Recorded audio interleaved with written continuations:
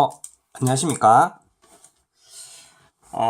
여러분들, 접시를 비롯한 그 수많은 학생들이 원래 1학기 때보다 지금 수업할 때 그 열심히 한다고 김동우 학생도 그렇게 얘기하고요. 정말 잘 수업을 잘 들어줘서 감사하게 생각을 하고, 그래도, 몇 분께서, 좀 하는 척만 하거나 좀 잠을 자고 그런 학생들이 있어요. 자, 일어나서 같이 열심히 한번 이번 단어도 열심히 해보도록 합시다. 자, 세 번째 단어인데요. 오늘은 열의 이동 방법에 대해서 한번 알아보도록 하겠습니다. 온도 차이가 나면 여러분들 열이 이동하잖아요. 그러면 열이 이동하는 방법에는 세 가지가 있거든. 하나는 전도, 그리고 여기 전도라고 보이지? 그리고 대류, 그리고 복사에 의해서 열의 이동을 설명할 수가 있습니다. 세 가지 방법이 있어. 자, 오늘 여러분들 그 화면이 더 괜찮은 것 같지 않습니까? 좀 신경을 쓰려고 하는데 그 선생님이 지금 집에서 촬영하고 있는데 이게 G4거든요. 선생님 와이프 건데 G4 동영상으로 촬영을 하면 좀 화질이 더 나을까 싶어서 이걸로 한번 찍어보고 있습니다. 자, 여기 나무 숟가락, 금속 숟가락이 있는데요. 나무 숟가락으로 먹는 얘는 맛있어 하고, 금속 숟가락은 뜨거워 하고 있죠. 근데 요즘에 그 숟가락이 쇠 숟가락이 별로 그래 뜨겁진 않잖아요, 맞죠? 다 처리를 해가지고 뭐가 뜨거워? 네 숟가락은 정말 안 뜨겁네. 자, 똑같이 뜨거운 국에 담겨있던 두 숟가락 중에서 금속 숟가락이 나무 숟가락보다 뜨거운 것은 무엇 때문일까요? 남학생의 숟가락은 금속으로 되어 있어서 열이 잘 전달돼요. 그래서 손잡이까지 뜨거워졌죠. 근데 우리도 금속 숟가락을 사용하지만 열이 조금 전달되는 걸 느낄 수 있습니다. 그런데 여학생의 숟가락은 나무로 되어 있어서 이거는 엄마들이 간을 볼 때, 국물 만들 때 그때 사용하는데 열이 잘 전달되지 않죠, 나무는. 그래서 같은 온도의 국에 담겨 있어도 손잡이까지 뜨거워지지 않고요. 우리는 이걸 물질마다 열을 전달하는 정도가 서로 다르다라고 이야기를 할 수가 있습니다. 자, 적어볼까? 물질마다 열을 전달하는 정도가 다르다. 필기도 잘하네요, 여러분들. 자, 그러면 이 그림을 보면서 화면이 꽉 찹니다, 지금. 자, 모닥불 위에 여기 모닥불이 보이죠? 여러분들 그 친구들이랑 그 다음에 부모님이랑 같이 놀러 가면 이렇게 모닥불을 피우고요. 여기에 냄비를 얹어서 냄비에 물을 넣죠. 그러면 모닥불 위에 물이 든 냄비를 올려두면 잠시 후 물이 끓기 시작합니다. 이렇게 빨간 표시 보이죠? 그 다음에 두 번째로 옆에서 남자애가 긴 쇠막대로 이 불속을 막 뒤적이고 있습니다. 여러분들 어렸을 때 막 이런 거 장난치고 논 적 있잖아요. 맞죠?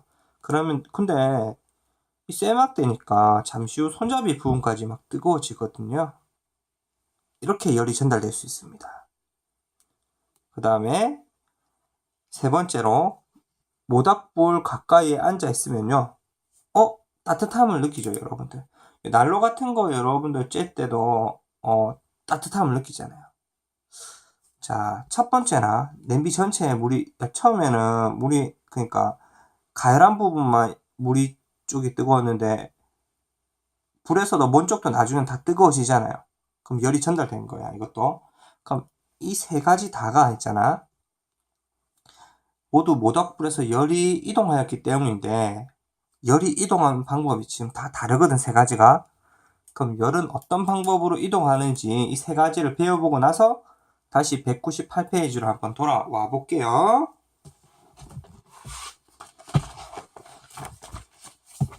자, 첫 번째 열의 전달 방식이야. 그게 뭐냐면 전도라고 하는 거야, 전도. 자, 전도는 있잖아. 간략하게 미리 설명할게. 자, A와 B 사이에 이 공간이 있지. 이 공간이 고체로 되어 있을 때 열을 전달하는 방법을 우리는 뭐라고 하냐면 전도라고 하는 거야. 그럼 전도는 어떤 특징이 있냐면, 자, 고체로 된 물체의 한쪽을 이제 가열을 해. A 쪽을 가열을 하겠지. 그러면 잠시 후에 B 쪽도 뜨거워지거든. 이거는, 자, A 부분이 열을 얻어 온도가 높아져. 그러면 이쪽을 구성하고 있는 이 물체 속에 분자가 있잖아. 분자가 주변의 분자들과 충돌하는 거지. 왜냐하면 분자 운동이 활발해지겠지. 가열돼. 맞지? 활발해지다가 주변의 이웃한 분자와 충돌하면서 열이 전달되는 거야. 우리는 이러한 열 전달 방법을 뭐라고 하냐면, 자, 따라해 보세요. 전도라고 하는 거야. 전도. 그래서 열을 전달하는 세 가지 방식 중에 제일 열을 전달하는 효율이 높다. 다 안 빠져나가고, 그러니까 열을 전달하는 효율이 높다라고 하는 거 있잖아. 그러니까 여기서 예를 들면 100만 원이 이어서 전달될 때 주변으로 열을 잘 안 잃어버리고 한 97만 원 다 열 전달된다. 3만 원 잃어버리고 뭐 이런 식으로 되는 거야. 근데 다른 열 전달 방식은 열 효율이 떨어져서 열을 주변으로 샌다 이렇게 말할 수가 있거든. 쉽게 말하자면 쉽게 자, 그래서 이 전도라는 열 전달 방식은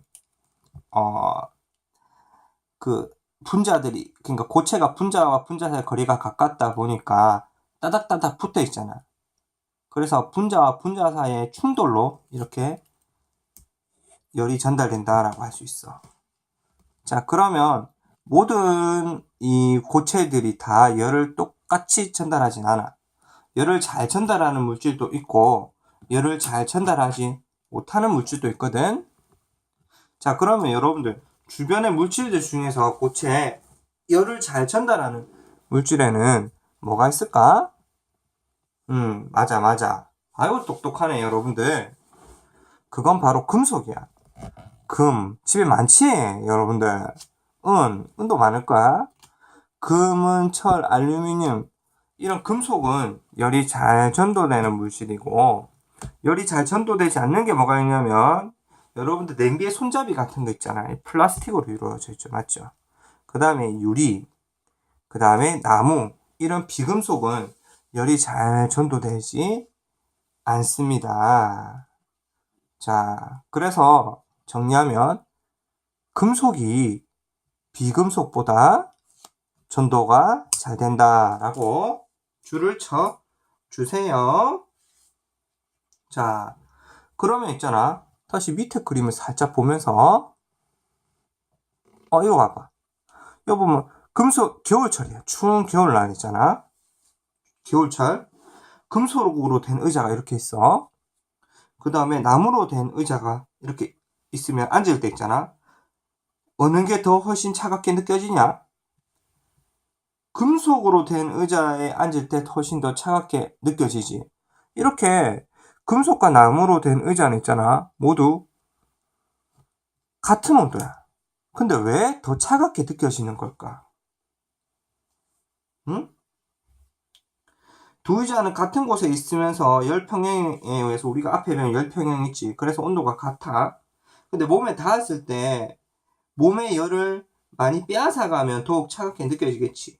금속과 나무 중에 어디가 열의 전도가 더 잘 된다고? 그래. 맞아. 금속이 열을 잘 전달하잖아. 전도로서. 그래서 우리 몸에 있는 열을 더 잘 빼앗아 간다. 이렇게 얘기할 수 있어. 그래서 몸의 온도가 빨리 내려가기 때문에 금속 의자에 앉으면 이렇게 차갑다라고 하는 거야. 이렇게 우리 생활을 통해서도 우리가 이제 열의 전도가 잘 되는 물질, 잘 되지 않는 물질, 이렇게 알 수가 있는 것이다. 자, 그러면 전도에 대해서 배웠으면 그 다음 대류로 한번 넘어가 보도록 하겠습니다. 자, 주전자 있잖아. 물을 끓일 때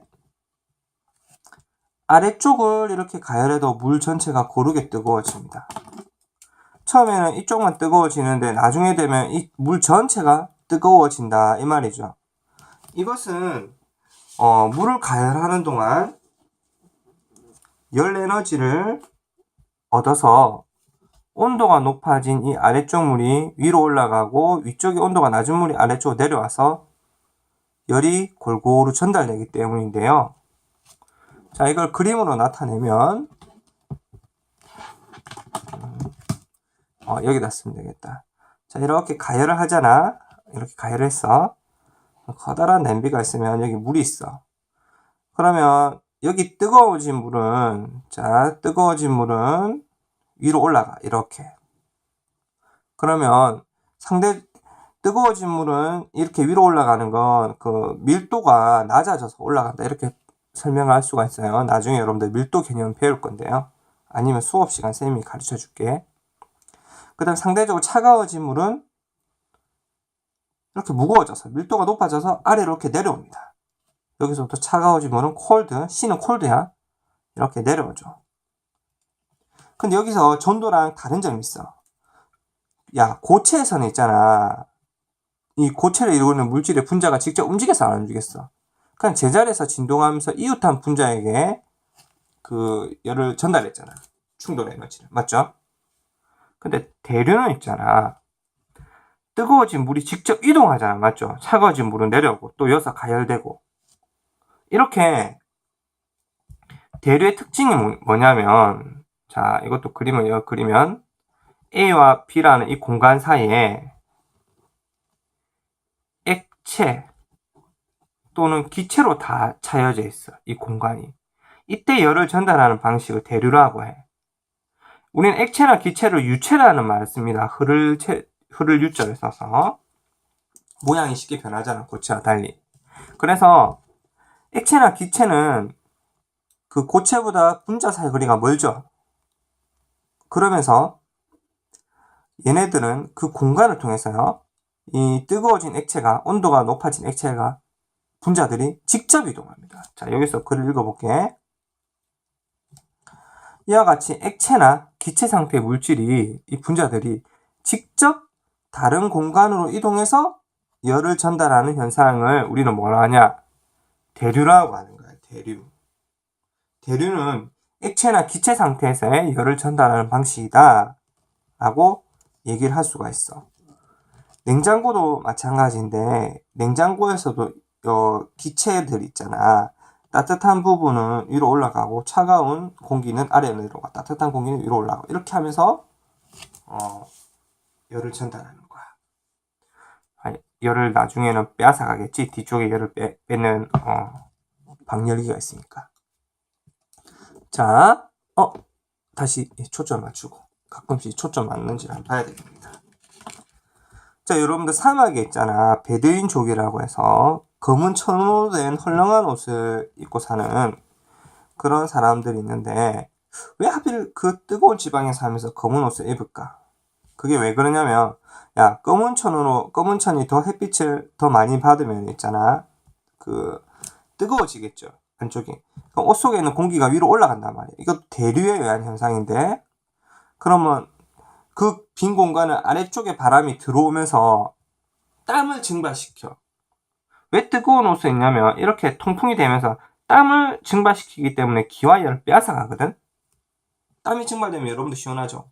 이제 그 맛에 이 사람들이 검은 옷을 입는다 라고 할 수가 있습니다. 자, 대류 어렵지 않죠? 혹시나 이해 안 되는 부분 있으면 그 선생님하고 수업 시간에 같이 이해를 해보자. 자, 여러분들 겨울철 있잖아. 실내를 따뜻하게 하기 위해서 바닥에 난방기를 설치하죠. 그리고 여름철에 에어컨 어디에 설치해요? 위에 설치해요? 아래에 설치해요? 위에 설치하면 좋죠. 근데 우리 지금 교실은 어때요? 에어컨 나올 때는 좋아요. 근데 겨울에 어때요? 위에서 그 뜨거운 공기가 나오니까 대류가 잘 돼야 안 돼요. 잘 안 되죠. 뜨거운 건 위에 있으려고 하고 차가운 건 아래에 있으려고 하니까 좀 대류가 시원치는 않아요. 하지만 아래쪽에 난방기를 이렇게 설치하면요. 뜨거워진 공기는 아래로 내려가고 주변의 찬 공기가 난방기 쪽으로 이렇게 이동하면서 대류에서 나중에 시간이 지나면 방 안에 전체가 이렇게 골고루 따뜻해진다. 근데 반대로 에어컨을 높은 곳에 설치하면 위쪽의 공기는 냉각되어 아래로 내려오고 아래쪽에 더운 공기가 위로 이동하면서 방 안 전체가 이렇게 전체가 골고루 시원해진다 라고 할 수가 있습니다. 자, 이렇게 대류에 대해서 우리가 알아보았습니다. 자, 그럼 마지막으로 복사에 의해서 복사 한번 공부를 해보도록 할게. 복사는 여러분들 그 교무실에 있는 복사기에서 말하는 그 복사 아닙니다. 열이 물질을 거치지 않고 바로 직접 전달될 수 있을까? 자, 이게 뭐냐면요, 여러분들 A하고 B 사이에 전도하고 대류는 고체, 액체, 기체로 이루어져 있었죠. 근데 A와 B 사이에는 아무것도 없다면, 진공 상태라면 열이 어떻게 전달될까? 전도나 대류는 고체, 액체, 기체가 이제 물질의 도움을 받았죠. 근데 복사는 물질의 도움을 받지 않고 이 열이라고 하는 이 에너지의 형태가 바로 직접 전달되는 거, 직접 열이 가요. 이걸 우리는 복사라고 합니다. 야, 생각을 해봐봐. 태양하고 이 태양이 있지. 지구가 이렇게 있어. 얼스. 얘는 선. 그럼 이 공간은 거의 진공 상태잖아. 그러면 전도나 대류로 이동합니까? 그게 아니라 열이 직접 이동하죠. 태양빛이 열이. 그걸 우리는 뭐라고 한다? 복사라고 합니다. 자, 미니 탐구 보시겠습니다. 자, 미니 탐구 보시면요. 미니 난로를 켜고 조금 떨어진 곳에서 난로 쪽으로 손바닥을 향해 보면 당연히 뜨겁겠지. 근데 일과 같은 상태에서 종이로 손바닥 앞을 가렸을 때 따뜻한지 확인해보자. 야, 종이로 가렸을 때 따뜻함을 느낄 수 있었나? 아니. 이거죠. 아니. 난로의 열은 어떻게 전달되었다고 볼 수 있는가? 직접 전달되었다라고 볼 수가 있습니다. 근데 하지만 여러분들, 엄밀히 따지면 열이 직접 전달되기도 하지만 대류의 영향도 살짝 있습니다. 자, 난로에 가까운 곳은 멀리 있는 것보다 따뜻하게 느껴집니다. 당연합니다. 이것은 물질의 이동 없이, 자, 물질의 도움 없이, 물질의 이동 없이 줄을 칩시다. 열이 직접 전달된다. 이것도 줄 치세요. 이걸 우리는 뭐라고 한다? 복사라고 합니다. 복사. 그래서 그 열의 전달 효율이 가장 떨어지는 게 복사라고 할 수 있어. 왜냐하면 공간으로 다 열이 분산되기 때문이야. 전도나 대류는 이 물질 안에 좀 갇혀가지고 열이 전달되니까 좀 더 효율적이다 볼 수 있지. 제일 효율적인 게 이제 전도고, 그 다음 대류, 그 다음 복사. 뭐 이렇게 볼 수가 있어. 자, 그러면 이러한 복사 형태로 열을 전달하는 게 이제 적외선 치료기를 사용하거나, 여기 적외선 치료기 보이죠? 열이 직접 이동합니다. 적외선은 눈에 안 보이잖아, 맞죠? 적외선의 형태는 주로 열의 형태로 전달됩니다. 그 다음에 오븐으로 요리를 할 때, 여러분들 안에 뭐 전자레인지 있죠? 마이크로파. 그 다음에 복사해서 전달. 그 다음에 태양하고 쌤 말했던 지구 사이에는 물질이 거의 없지만 복사 형태로 열이 전달된다. 이런 세 가지 정도의 예만 알고 있으면 되지 않을까요? 자, 그럼 마지막으로 스스로 확인하기 같이 한번 해보도록 하겠습니다. 활발하게 운동하는 분자가 직접 이동하여 열이 전달되는 현상을 뭐라고 하죠? 분자가 직접 이동하니까, 어휴, 똑똑하네. 대류라고 하고, 열이 물질의 도움 없이 직접 전달되는 현상을 직접 전달하지 복사라고 합니다. 자, 그러면 난방기가 천장에 설치되어 있는 이 우리 교실 같은 경우에는 바닥 쪽과 천장 쪽의 온도는 어떻게 되냐면, 자, 바닥 쪽은 어때요? 온도가 잘 올라가지 않고 천장 쪽은 점점 뜨거워지죠. 이렇게 적어요. 바닥 쪽은 온도가 낮고 천장 쪽은 온도가 높다. 그냥 이렇게 간단하게 적으세요. 한마디로 대류가 잘 안 된다. 이렇게 적으면 될 것 같습니다. 끝.